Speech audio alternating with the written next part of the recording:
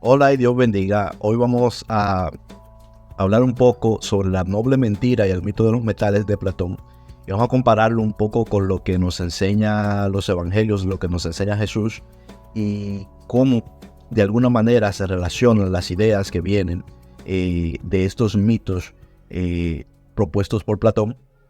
Luego en la cultura griega, como esa cultura griega que permea todo lo que es el Israel del siglo I, se mezcla y da lugar a, digamos, algunas alegorías que pueden venir de Jesús o que pueden venir de los apóstoles, pero que van en consonancia con el hecho de que la población tiene ya ideas preconcebidas en la cultura, en las enseñanzas que han tenido en el pasado, sobre algunos símbolos. Y en este caso estamos hablando, o vamos a hablar específicamente del símbolo de los metales. Cómo los metales preciosos, como las joyas, pueden convertirse en un símil de la personalidad de la gente, o incluso en este caso de las clases sociales dentro de, dicho sea de paso, las sociedades humanas.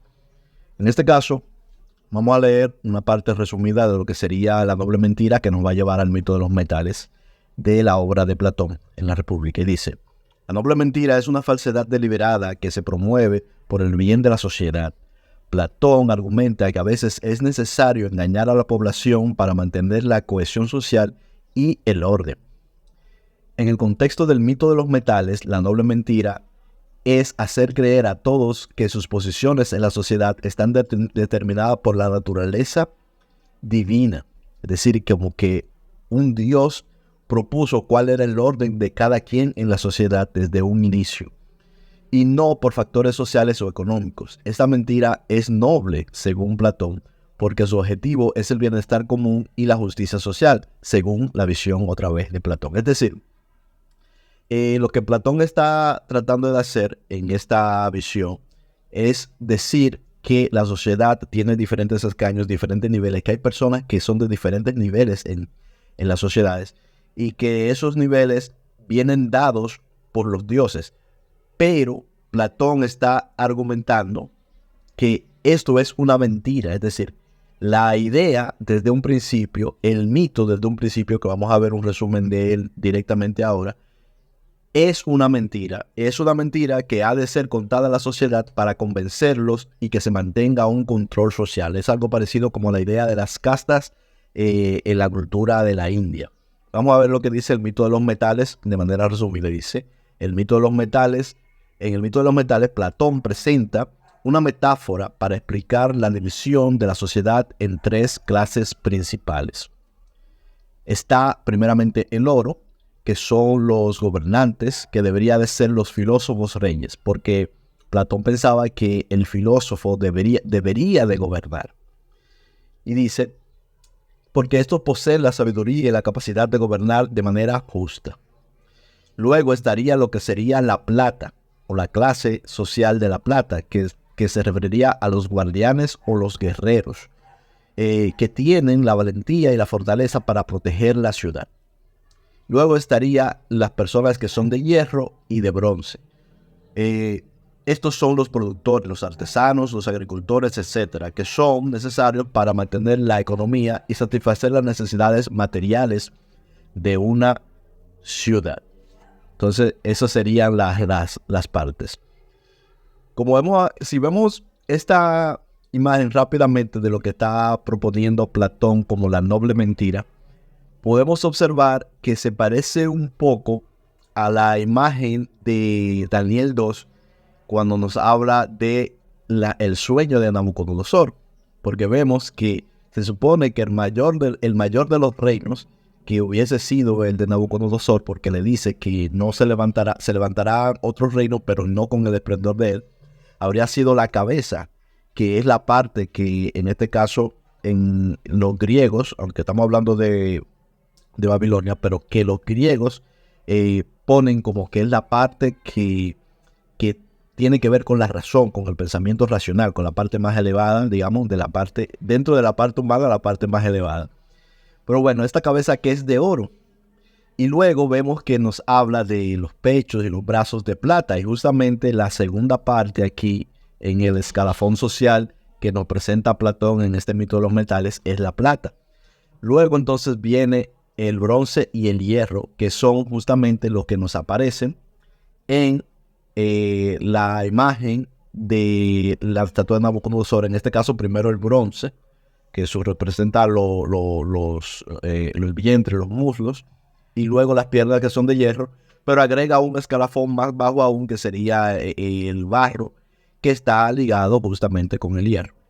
Pero bueno, es solamente una curiosidad que nos puede llevar a pensar de algún modo que aquello también puede tener algo que ver con una especie de niveles a lo que se le adjudica a esos reinos que aparecen en la profecía de Daniel 2, como niveles de grandeza también, se podría decir. Entonces, según el mito, los dioses mezclaron diferentes metales en las almas de las personas al nacer. Es decir, que los dioses, cuando la gente nace, en su alma habría puesto diferentes metales. Recordemos que esto es parte de una noble mentira. Bien. Aquellos con el alma de oro están destinados a gobernar, en los filósofos. Los que tienen en la parte de plata están destinados a proteger, es decir, lo que son los guardianes, los que guardan el orden de las ciudades. Los de hierro y bronce a trabajar y a producir. Este mito sirve para legitimar la estructura social y promover la idea de que cada individuo tiene un lugar y una función específica en la sociedad basada en su naturaleza. Lo que Platón está proponiendo aquí es como que ellos decían que la gente, los que son de plata, si gobiernan, sería un desastre. Y también que si los que son decir, más bien, un desastre porque serían tiranos. Es decir, si las personas que tienen la valentía para ser guardianes gobiernan, entonces estos serían tiranos. Los de hierro y de bronce diría entonces que no tienen la sabiduría suficiente y que la ciudad se sumiría en el caos porque no tienen la sabiduría para poder gobernar. Y lo que él está tratando de decir es que lo único que tienen esa sabiduría es el rey filósofo. Claro, los que solían gobernar en aquella época eran las personas fuertes, es decir, los líderes de la parte militar eran los que solían gobernar. Y claro, Platón y sus amigos, digámoslo así, son los filósofos, y él se pone como ellos son la parte que representaría al oro. Y esta es la noble mentira. Ahora, Jesús nos muestra algo diferente. Jesús también no habla sobre el oro, no habla sobre el oro purísimo, no habla sobre que seremos hechos como el oro, y también nos lo asemeja como la blanca lana, es decir, como materiales que vendrían de alguna manera a representar cierto estado de pureza.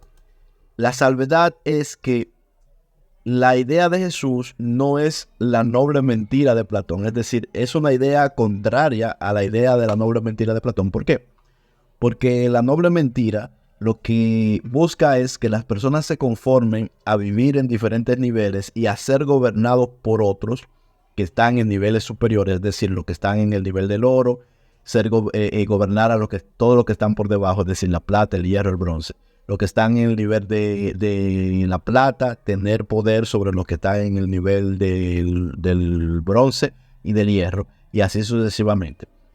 Esta sería la idea, y que la persona se conforme asumiendo que los dioses fueron los que desde un principio hicieron esto, y que pusieron esos niveles sociales, digámoslo así, esos niveles de poder intrínseco en el alma de las personas. Pero Jesús nos viene a decir algo muy diferente.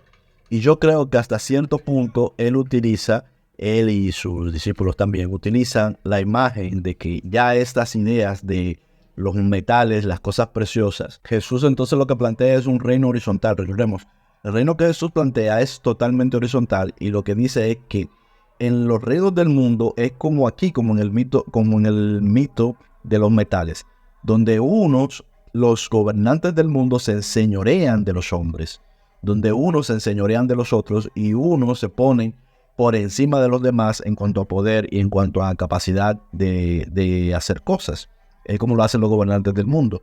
Pero Jesús nos dice que los que quieran ser el mayores en su reino, que sean como los menores. Es decir, está contraponiendo esta idea de que el rey filósofo debe de ser el gobernante y debe de estar por encima de los demás y que los demás deberían de plegarse a su voluntad. Sino que lo que está diciendo es que el filósofo, que el que tiene, digamos, esa virtud, el que tiene la sabiduría, entonces tiene que hacerse como siervo de los demás. Y esto refiere a todos. Es decir, lo que Jesús refiere en realidad es que a todos y que alcancen sabiduría, y todos deben de alcanzar sabiduría, que todos entonces se hagan como siervos de los demás, no a enseñorearse de los demás, no a enseñorearse de las naciones, sino a ser como siervos de los demás. Por lo tanto, Jesús está proponiendo un reino horizontal, un gran valle. Esto es lo que nos dice la profecía cuando nos dice todo monte se hundirá y todo valle se alzará. Es decir, un mundo, un reino donde todos estamos realmente al final al mismo nivel, y al mismo nivel de estima y al mismo nivel también de capacidad y de poder. Un reino donde todos nos tratamos los unos a los otros como a nosotros mismos. Esto es lo que propone Jesús. Y algunos textos rápidos como este que nos dice en 1 Corintios capítulo 3, dice, a partir del verso dice, conforme a la gracia de Dios que me ha sido dada, yo como perito arquitecto puse el fundamento y otro edifica encima, pero cada uno mire cómo se edifica. Porque nadie puede poner otro fundamento que el que está puesto, el cual es Jesucristo. Y si sobre este fundamento alguno edificare oro, plata, piedras preciosas, madera, heno o hojarasca, la obra de cada uno será manifiesta, porque el día la declarará, y la obra de cada uno, cual sea, el fuego la probará. Si permaneciere la obra de alguno que sobreedificó, recibirá recompensa. En esta alegoría que él está haciendo, obviamente, ¿qué es lo que va a sobrevivir? Lo que van a sobrevivir son los metales preciosos. Y lo que se tiene que revelar aquí es el oro y la plata, realmente. Vamos a ver también, vamos a leer aquí en Primera de Pedro, capítulo 1, verso 6. En lo cual vosotros os alegráis, aunque ahora, por un poco de tiempo, si es necesario, tengáis que ser afligidos en diversas pruebas.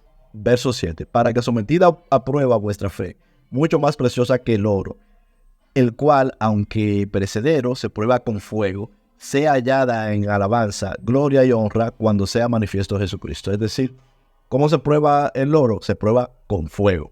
Es lo que está diciendo. Y que esa obra de nosotros sea más preciosa que el fuego. Y en este reino horizontal que nos propone Jesucristo, del cual se hacen eco luego sus apóstoles, podemos ver una imagen de ello relacionada con el oro también, en Apocalipsis 21, que dice, hablando sobre la Nueva Jerusalén. La Nueva Jerusalén es un lugar simbólico y se está refiriendo justamente a este reino, en el cual Cristo reina como Dios en medio del trono. Es decir, no es que hay un trono, sino que Cristo le es dada la autoridad, Cristo tiene toda la autoridad, y que todos nosotros, los seres humanos que hemos entrado en aquel reino, somos uno con otro, vivimos sin hacernos daño los unos a los otros. Es decir, vivimos en perfecta armonía en ese reino justamente horizontal. Dice, el material del muro es de jaspe, pero la ciudad era de oro puro. ¿De qué es hecha la ciudad? De oro puro. La ciudad está representando a todas las personas que viven en el reino de Dios, en el reino de los cielos. Es decir, a las personas que han sido hechas como el oro. Haz algo interesante que nos dice, vamos a saltar al verso 21, dice, las 12 puertas eran 12 perlas, cada una de las puertas era una perla, y la calle de la ciudad era de oro puro, transparente como el vidrio. Nos dice esto en el verso 21. Estas calles de oro están representando a todos los pueblos, porque aquí más arriba está representado, por ejemplo, los apóstoles, están representados las tribus de Israel también, y entonces luego están representados todos los pueblos, pero todos estos pueblos están siendo representados como aquello de lo que está hecha la ciudad principalmente, que es de oro puro. Es decir, la gente común de la ciudad, que son todos en realidad, todos seremos gente común en este reino, todos somos como el oro. En todos nuestras almas son como el oro puro, como el oro purísimo, de hecho, tan puro que llega a ser como transparente. A esto es a lo que se refiere esta visión, digamos, de Jesús. Y yo creo que sí, que está contraponiendo aquella otra visión y aquel otro mito que nos lleva a esa supuesta noble mentira, que no es noble. porque no puede haber una mentira noble. La verdad es Cristo, y esa verdad a la que nos lleva Cristo es a un mundo donde todos somos iguales, donde unos no están por encima de los otros, sino que todos viven en perfecta armonía, sirviéndose los unos a los otros con perfecto amor. Dios les bendiga mucho, nos vemos en alguna otra oportunidad.